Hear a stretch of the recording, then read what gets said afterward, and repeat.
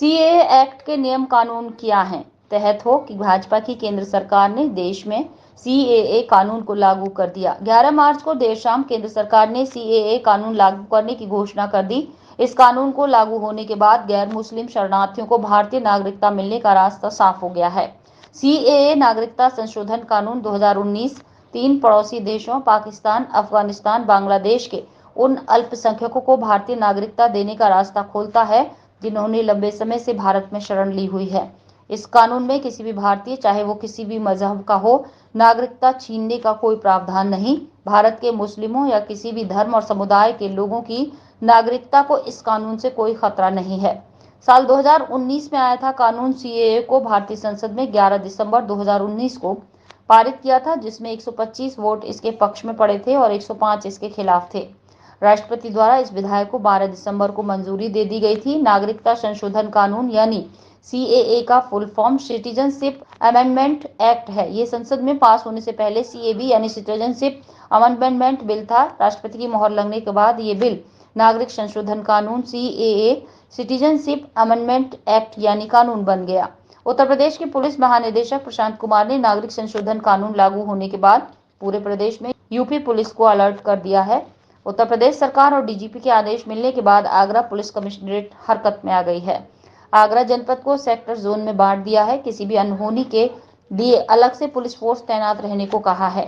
नागरिक संशोधन कानून लागू होने के बाद डीसीपी सिटी सूरज रॉय ने बताया कि केंद्र सरकार द्वारा पारित किए गए नए कानून पुलिस मुख्यालय से निर्देश मिलने के बाद आगरा में पुलिस को अलर्ट किया गया है। पूरे शहर को सेक्टर और जोन में बांटा गया है। डीसीपी ने बताया कि नए नागरिक संशोधन कानून लागू होने के बाद जहां पूरे शहर को अलर्ट कर रखा है, वहीं दूसरी तरफ धर्मगुरुओं से बातचीत की गई है। आने वाले समय में कई त्योहार हैं, इसी को लेकर धर्मगुरुओं से संवाद स्थापित किया गया। इसके साथ ही शहर में जो संवेदनशील क्षेत्र हैं, वहां पिकेट और पुलिस की निगरानी बढ़ाने के साथ साथ सीसीटीवी और ड्रोन से चप्पे चप्पे पर नजर रखी जा रही है। देखिए, केंद्र सरकार गृह मंत्रालय के द्वारा जो सीए रूल्स नोटिफाई किए गए हैं और उसको दृष्टिगत रखते हुए और आगामी त्योहारों को भी दृष्टिगत रखते हुए लगातार पिछले एक हफ्ते से हमारे सभी थाने और सर्किल और मेरे कार्यालय स्तर से भी लगातार तमाम धर्मगुरुओं से संवाद स्थापित करके और उनसे कम्युनिकेट किया गया था।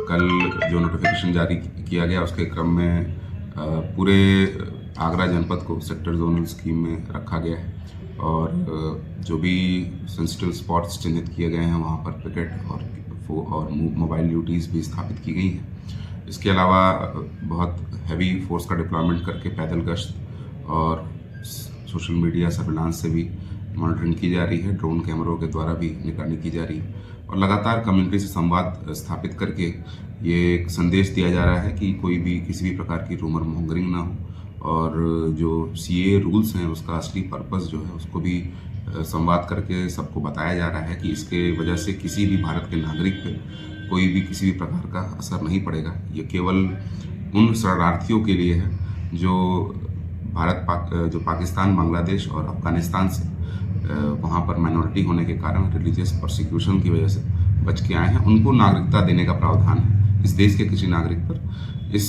नोटिफिकेशन से कोई प्रभाव नहीं पड़ेगा। यदि कोई रूमर मॉन्गरिंग करता है, अफवाह फैलाता है, तो उस पर भी हमारे द्वारा सतर्क दृष्टि रखी जा रही है और ऐसा करने वाले व्यक्ति के खिलाफ सख्त कार्रवाई भी की जाएगी और सारी हमारी पुलिस बल मुस्तैद है। यदि कोई भी इवेंट होता है तो हम उसको अटेंड करेंगे और लगातार हमारे सभी लेवल पर अधिकारियों और पुलिसकर्मियों के द्वारा फील्ड में रहकर संवाद स्थापित करके शांति व्यवस्था सुनिश्चित की जा रही है। Thank you sir.